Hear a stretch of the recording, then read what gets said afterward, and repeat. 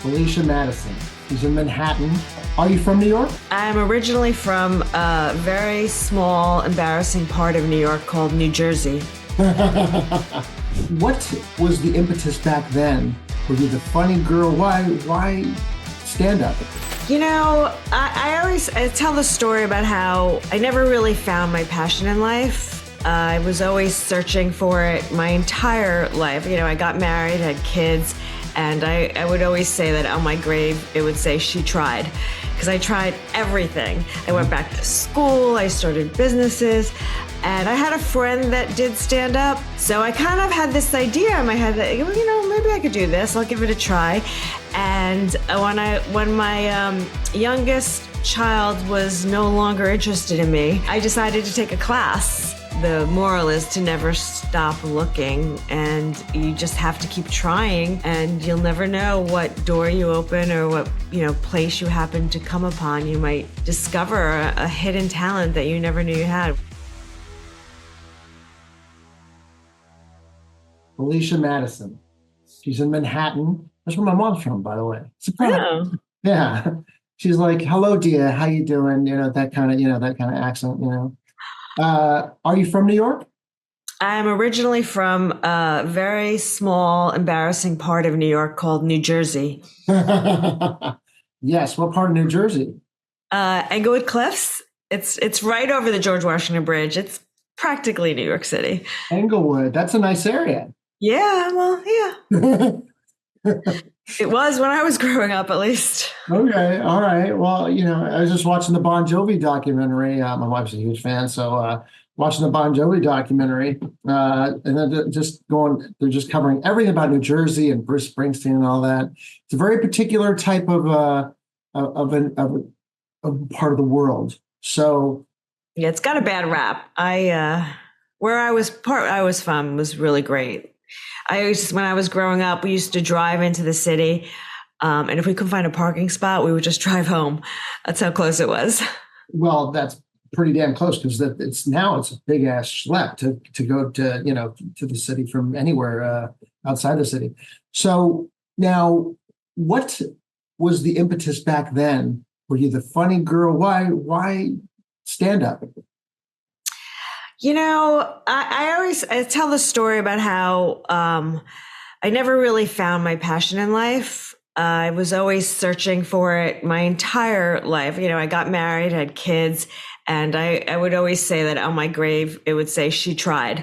Because I tried everything. I went back to school, I started businesses, and I had a friend that did stand up, and I always kind of was the type of person that in social situations, I wasn't like the chatterbox. I was more the person that would listen and just observe and then tell a joke and people would laugh. So I kind of had this idea in my head that, maybe I could do this. I'll give it a try. And when my youngest child was no longer interested in me, which is when she became a teenager, I decided to take a class, and I just was hooked from day one. Wow. This is so different.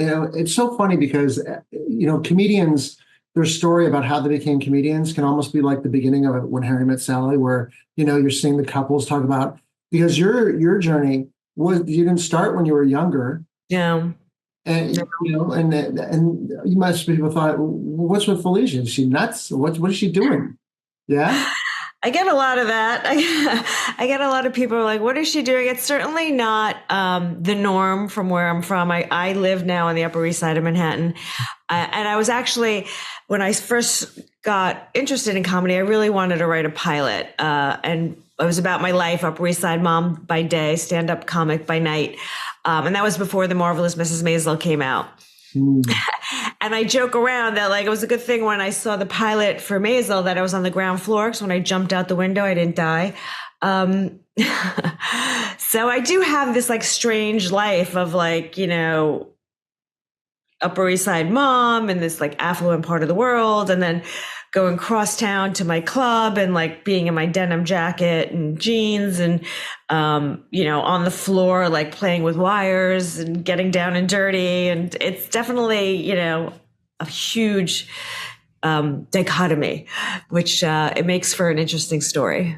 What did you do before you did stand up? Were you a full-time mom or did you work? I was a full-time mom.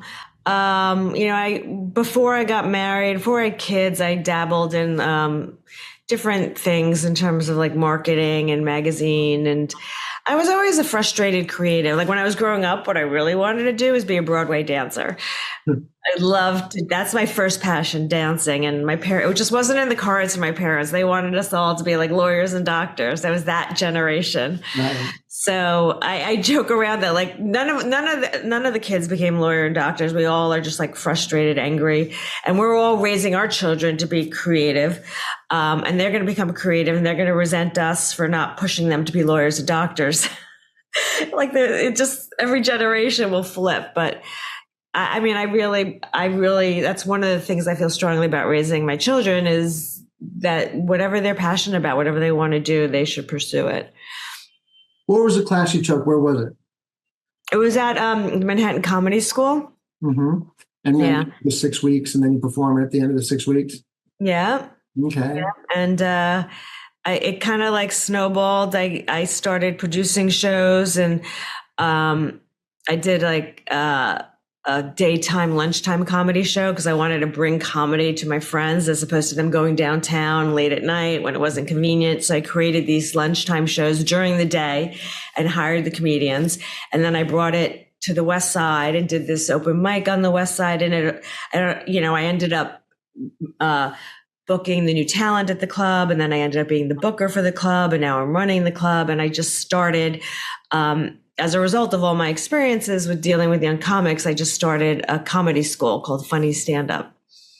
Wow. Okay. I didn't know that part. Yeah. Okay. It's sort of new, and it's a passion of mine.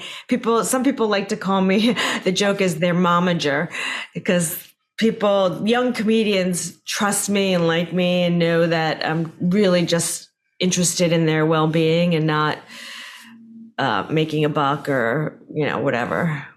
You would never think that, there's a compliment, you would never think that you have just been around it so, it's kind of new, as opposed to not doing it when you're younger, but I will say, I hate the stereotype, but it's my own brand, so I could do it. So, a New York, my mom was a New York, Jewish gal, and the stuff you talk about when you talk about sex or whatever is very it's very free flowing.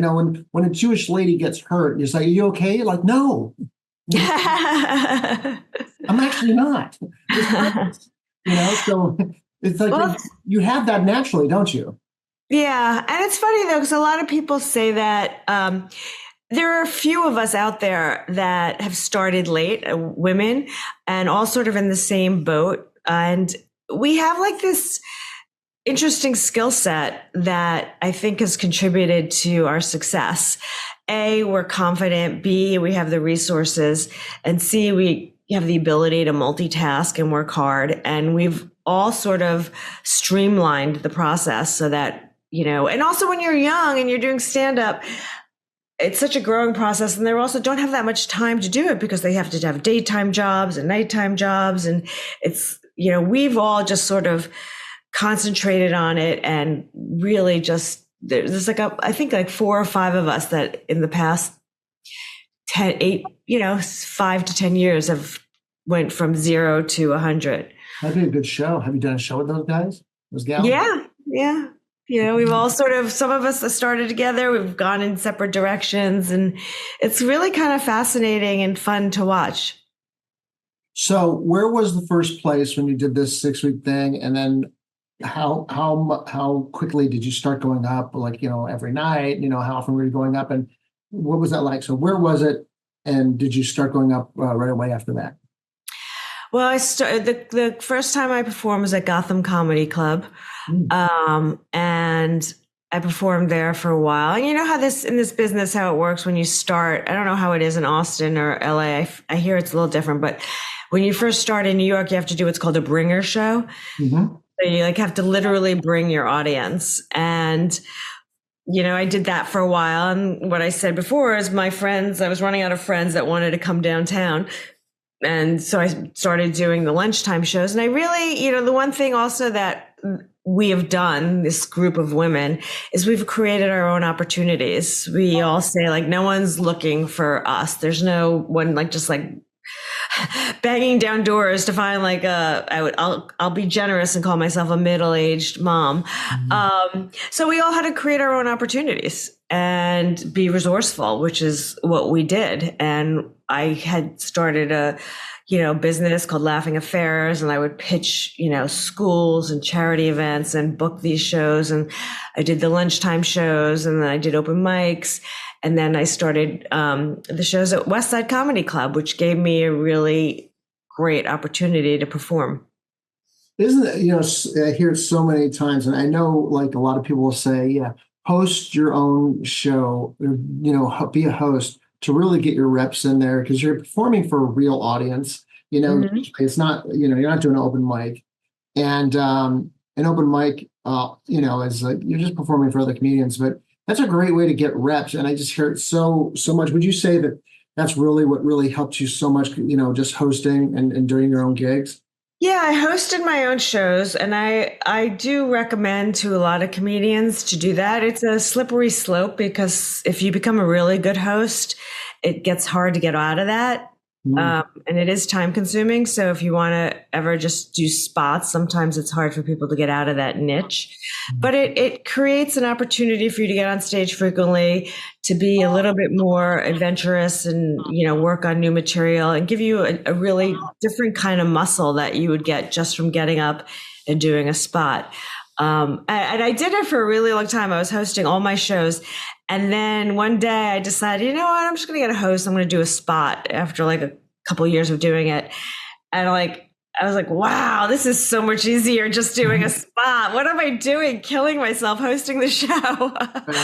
So that's when I stopped hosting.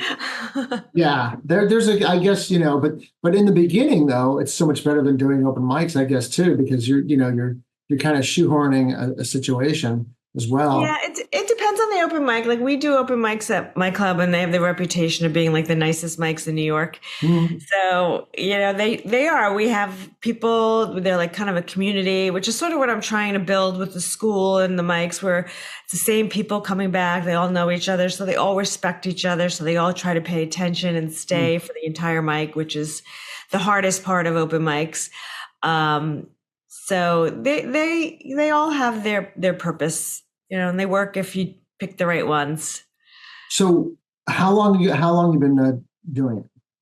Oh God, I like 8 to 10 years. I'm not, about, I lost count. After you did that first, the Gotham gig, did you start going up every night? The New York scene is really hard. And I book clubs. I book my club now, and I deal with a lot of comedians that are always like coming to me like, when can I have more spots? When can I have more spots? And I as a comedian, I feel for them, because I remember when I started going up and people would laugh, and I'd be like, oh my God, I'm the best. Why aren't you booking me every night? I'm a star. And that's what everyone thinks. You get a laugh. And I have to explain to people that, if you're not getting a laugh on stage, you're first of all in the wrong career. And it's like, I use this expression of, it's like decibel and frequency of laughter. Like I could tell the difference between like a new comic and a regular comic based upon how loud the laughter is in the room and how frequent the laughter is in the room. And, it's hard to get spots. I mean, I have so many comedians that are clamoring for spots. There's just, it's not like it was in the old days where you just like hang out at a club and you'd get on. I have like a list of like hundreds and hundreds of comedians that are very talented, and I just don't have the spots for them. Yeah.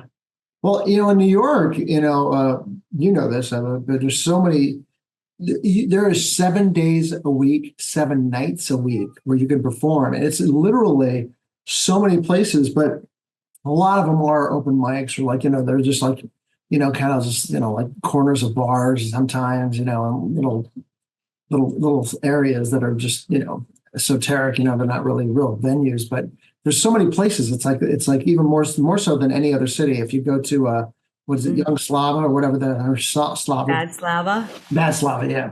Yeah. I mean, it's more populated. That's a website, guys, that you can go to find open mics, and they're just like New York has the most, and it's Yeah. really interesting. Well, that's what the people were resourceful, like, and it's very hard to get spots. So a lot of comedians will produce shows, and that's what they do. They'll book comedians that produce shows, and then they sort of swap spots, which was a big thing that I did on my produced shows, because it dilutes the quality of the show when you're like swapping spots with people that might not be, if that's the sole reason why you're doing it. So I made it a point of like, that's not allowed at my club. And I have to make sure that I approve all the comedians, because I want any night that someone comes into the club, I want it to be guaranteed a good show. What's going on right now in your career, your life? What's happening with you right now? A lot. I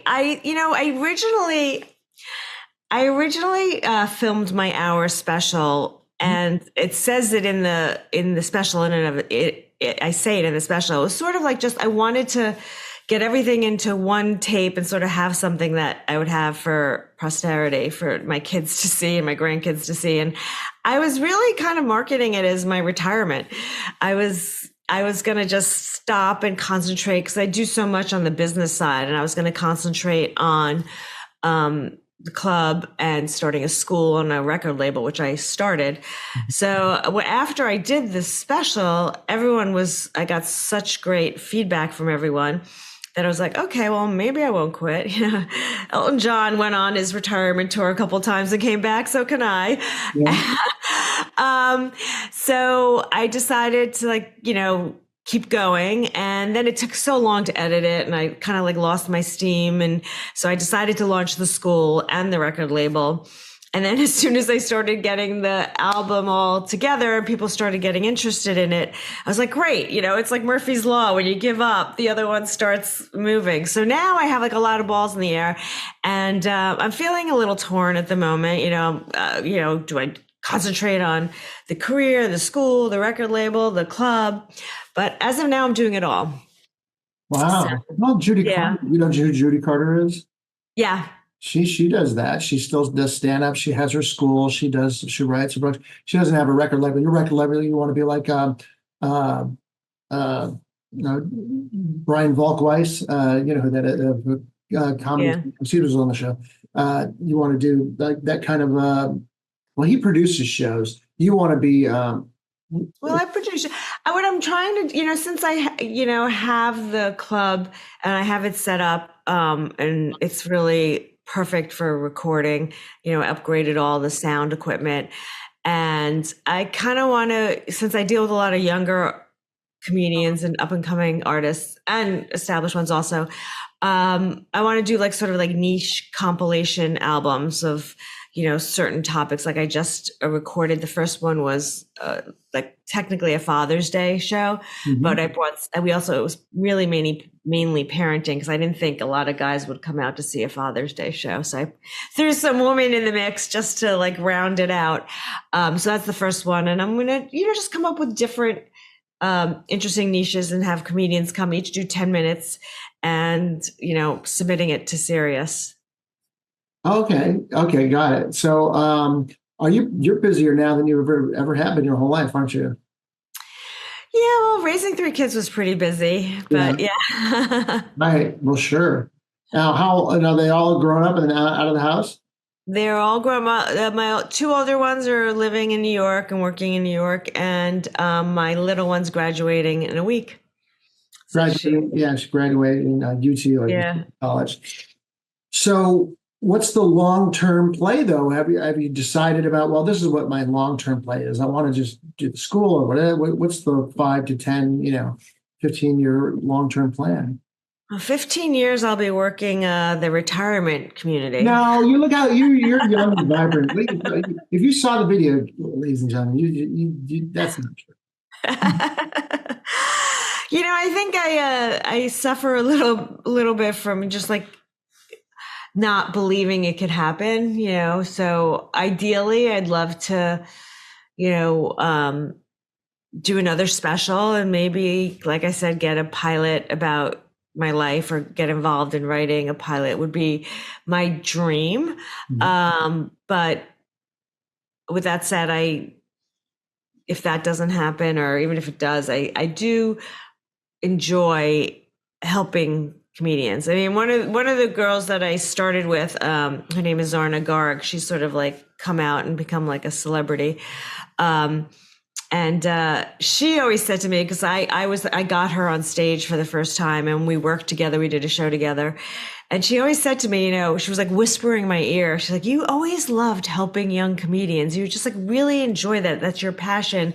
That's what you should be doing. That's what you should be doing. Like, and so finally I decided to start the school because of it. And I do, like she says to me, like, and other people, like, I can't believe you like sitting around and listening to all these comedians and giving them feedback. Doesn't it drive you crazy? And I'm like, no, I seem to have a good eye for talent and I'm very good at helping them and directing them. So I enjoy that a lot. So if the stand up doesn't work and that dream doesn't happen, I'm also very happy working just with helping the comedians and developing them. That's nice. What's your writing process and what's the process that you teach at your school? Well, I have a horrible writing process. It's like the way I create comedy, it's purely from experiences. Like, I guess I'm just surrounded or see the funny and I'll just write it down. Like something fun, like a lot of the jokes in my comedy are like my son will text me something or my daughter and I'll text back, this is going to be a great joke. Yeah. So now I know why they don't text me that much. But things just happen and I write them and then I develop them a little bit, but I'm not very good at like sitting down and just writing, coming up with ideas. That's not my specialty. But we came up with a whole curriculum at the school, which is really the impetus behind my starting the school. Because when I was taking classes, there was no consistency within teachers or schools or programs. So I wanted to make sure that everyone that came to my school was learning the same basic things that you needed to know and stand up. And we say to them, we'll teach you what you need to know. We'll teach you the basic rules. And, comedy is the only art form where if you break all the rules, you could still be very successful. Yeah. So we tell them, these are your foundation. You can do with it as you want, but this is where you need to start. So we teach the basic, set up, opinion, misdirect, punch. That's sort of how I teach. There's a lot of different ways to write jokes, but that's the basic one. Mm-hmm. I'm very concise and I'm not very, loquacious when it comes to like words and adjectives and that's the death of comedy. So I'm very good at editing people down. I was joking the other day with someone who was one of my early teachers and he said to me, I never thought I'd say this to a student, but I think you need to add words to your joke.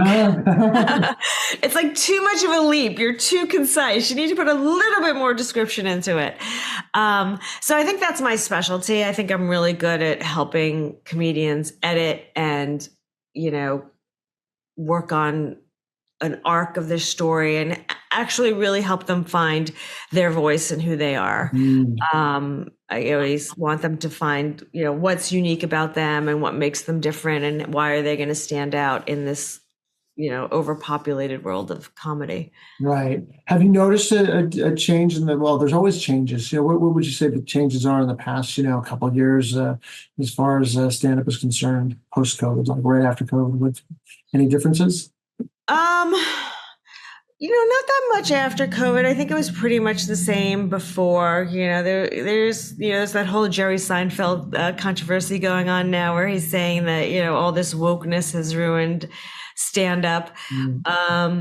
I feel like I think that was worse pre-pandemic. And I feel like a lot of the comedians are just fighting back on that and being like, screw it. That's what we do. And some have become very successful for not, following that the rules of what you're supposed to do and not supposed to. I know a lot of them won't want to go to the colleges anymore, but that's probably no great loss. Right. It seems like a pendulum, because like one the crowd bounces this way, and then the comedians will say, "Okay, we're trying to deal with it," and then they're saying, "No, screw it," and they're bouncing back, and this pendulum, and it's interesting to see how this kind of oscillates with the crowds and the comedians, and I do see that too. I see like it's become a thing where the comedians like unapologetic, at this point, and that's the way they're going, and it's it's it looks like who knows. It'd be interesting to see where it kind of it goes from there. Yeah, I mean, the one interesting thing that is happening, which is very unfortunate, is with everything that's going on in the political climate. I do feel that there's a little bit of a tension within comedians regarding their political views. Right. Yeah. It seems like that everywhere. It's like who what are your political views? Who are you? What you know what automatic? Yeah. It just seems like patrons are a little bit more judgmental than still. There's a lot of judgment, but maybe that'll be part of the pendulum as well. Maybe that'll start to people get tired of that diet. Yeah. Well, I think there's something I've always struggled with, which is very controversial in the comedy world, is that comedians can say whatever they want, and they can, but the basic thing is that they have to be funny, and it has to stay within the format of what comedy is. And I do think that some people are just breaking that rule of being more pedantic than they are comedic. And I think that's a problem. Right. You need a punchline at the end of the premises that you're bringing up. Nice premise, very entertaining, very thought-provoking. But let's make sure there's a joke at the end of that, because I see that as well. It's like, and that's a very, I heard that Bill Burr kind of like navigates himself out of into tension on purpose, just to see it, I guess because he's so bored after all these years, just to see if he can get himself kind of like back into the good graces of the crowd. He kind of speaks that line. And it's like that takes a lot of balls and guts and know-how and so many reps, because a comedian is no different than a batter in a Major League Baseball, and those fastballs are coming to you so fast. But when when you have so many reps and you've been through it so many times, it's like, I'm going to kind of switch up how I'm going to hit this ball here. I'm going to hit it this way. And I was like, that's insane, because, the crowds now are so judgmental that I admire that, when somebody can kind of, work it that way, at their own peril.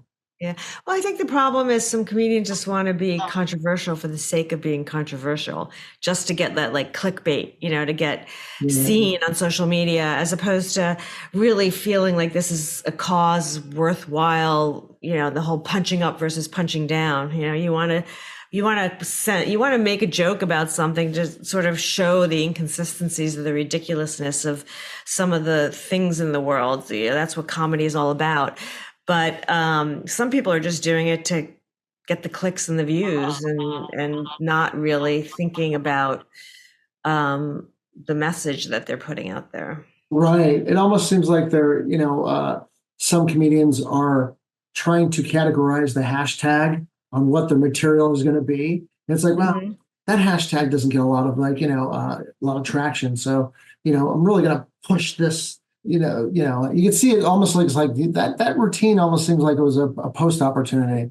Right. Yeah. And they do it just because they know, and it might not be something they believe in, and they're just doing it because they know it's like, I always say, a happening in the world, like something that happens in the news is like a dead body, and the comedians are like vultures coming down at it. Like when there was the earthquake in New York, I posted, okay, how many earthquake jokes are there going to be on the internet, on Instagram today in the next 5 minutes? It's like, oh, really? Well, it looks like you're having a lot of fun. You got a lot going on. Thank you for sharing. Tell everybody out there can find out more about you. Well, go to my YouTube, Felicia Madison Comedian, for my special, Better Than Sex. I launched it February 20th, and it's doing very well. Felicia Madison Comedian on Instagram, and I am usually at West Side Comedy Club.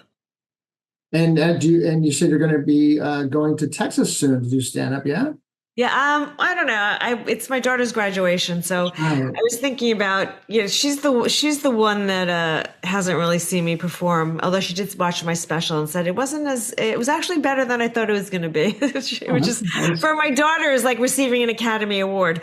But she's the only one that hasn't really seen me, and she gets the brunt of my comedy. So I think I'm going to give her a break for her graduation and not embarrass her.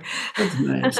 No, who knows? But if you are in the right area and there's a situation, maybe who knows? Maybe I'll do some time. Yeah, maybe I'll reach out to. If you know of any gigs Saturday night, I'll do it. Oh God, just go down. You're going to be in downtown Austin. There's so many locations, and maybe you'll put a call in before. When last time I was there, I performed at a couple of different places. I think it was like really kind of during the pandemic, so they were outdoors. Yeah. And they were fun. Yeah. Oh, there's so many places out here you're going to enjoy. That's tomorrow, by the way. You're on Saturday. No, next weekend. Okay. Yeah, you got time. Set yourself up. You're resourceful. You're a smart New York Jewish gal. You'd be able to get yourself something going on out there. Oh, yeah. And if you don't, then you'll spend more time with your daughter. Anyways, thank you so much for sharing. Real quick, your handle on Instagram one more time. Felicia Madison Comedian. Nice. Thank you, Felicia. Great story. Great. Yeah, I would love for it to be Felicia Madison, but apparently that's taken by someone else. So I'm going to have to buy that from them. An original name. Try having Michael Stein. That's a tough one. Yeah. Oh, God.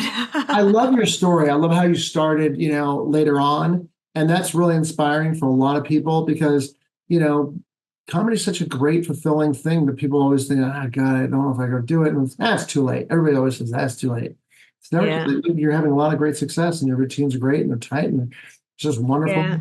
I did. Just one more quick story is that I did do a one-woman show.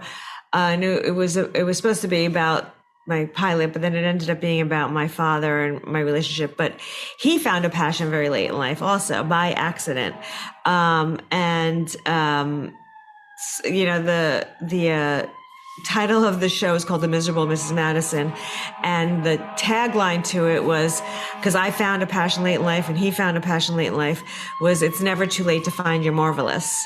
So I kind of, the moral is to never stop looking and you just have to keep trying and you'll never know what door you open or what, place you happen to come upon. You might discover a hidden talent that you never knew you had, which is what happened to my dad.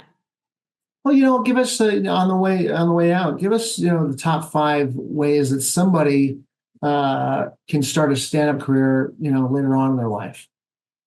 Well, first step would be to take a funny stand-up class. Definitely, I would say the biggest mistake a lot of comedians make is that they don't take classes. We were doing a panel. I started the school with Brian Scott McFadden, Eddie Brill, and Clayton Fletcher. Mm-hmm. And Brian has been doing it for decades, as has Eddie. And he said there was no such thing as schools back then. You sort of had to wing it and try it. And now it makes life a lot easier because we're sparing them a little bit of the headache that they had to learn on their own by giving them the tools. And I think what a lot of comedians make the mistake is that they don't take lessons and they don't take classes and they develop really bad habits that are very hard to break when you're doing them for years and years and years. So I would recommend taking classes, going to open mics, trying to get on stage, write every day. And, just get yourself out there. I mean, I didn't really have the opportunity to do that many open mics. And I practiced, someone once said to me, just practice with your friends, practice with your kids, practice. Brian walks around, he says he has mics all over his apartment. I'll just pick them up and just start doing it. And it doesn't, Funny's funny. I just, if it works, it works. And I don't think, I mean, you have to perfect it. And to perfect it, you have to perform it a lot so that you know it, right? But it's pretty easy, I think, to come up with a funny joke if you're funny. It's harder to perfect it and get it to the point where you could perform it every night as a killer. Yeah, well, there's no substitute for stage time, and on Eddie Brill, I'm friends with Greg Dean. Greg Dean of the comedy, and this is probably about 20 years ago. We're sitting there, maybe like 15 years ago, and Eddie, we're sitting there and in a class with Greg Dean's class. And he's saying, I have a great life. He didn't have kids. I don't think he has kids. I think he was like saying, I have a great life. I don't have regrets about not, about choosing this lifestyle. But you were able to make sure that you had both. And that's a big crossroads. That's such a big thing for comedians to say, you know what? I want to be able to be with my kids. I want to be able to have this life. But then you said to yourself, and so many people think it's not possible. And I bring it up because your story is so unique. And that is, you were able to have that. And now you have the second half of your life. And one more thing I'll say, and I haven't said this one in a while, but there's a great movie called The Natural with Glenn Close and Robert Redford. And Glenn Close says this line. She goes, I believe we have two lives, one that we learn with and the one that we live with afterwards. And you get to live this whole life with your kids and everything. And now that's done, you chose the second half of your life that you get to live with also. It's pretty unique. And I just, I really drill that home because it's really rarefied, and I think it's awesome. Thank you. Well, people always say to me, it's like amazing how I reinvented myself. And I just don't, I guess that's how people look at it from the outside. To me, it's like, I just found something that I enjoyed and I'm doing it. Yeah. And I feel lucky and fortunate that I did. It took me a very long time, but that's what I say to my kids. And that's what I say to other people that ask me. My dad was dragged into an art class by my mom. She didn't want to go alone. And as a result, he became a sculptor, and it was a passion of his, and he was talented. And if he hadn't gone into that classroom, he would have never discovered it. Never. So you got to just get out there and try. You're not going to discover a passion sitting in your room on your phone or, whatever. You never know. Like, who would have, no one in their wildest dreams would have thought I would become a stand-up comedian. Well, you're doing dang well. And it's really, I suggest everybody go to Felicia Madison Comedy. Check out her material. It's great. It's tight. It looks like she's been doing it for a lot longer than you have. So thank you so much for sharing. Thank you. So thank you for having me. Thanks for joining us. Gear up for your next adventure and head over to bolotour.com to check out the amazing Bolo Pack and their other innovative outdoor gear. Catch you next time.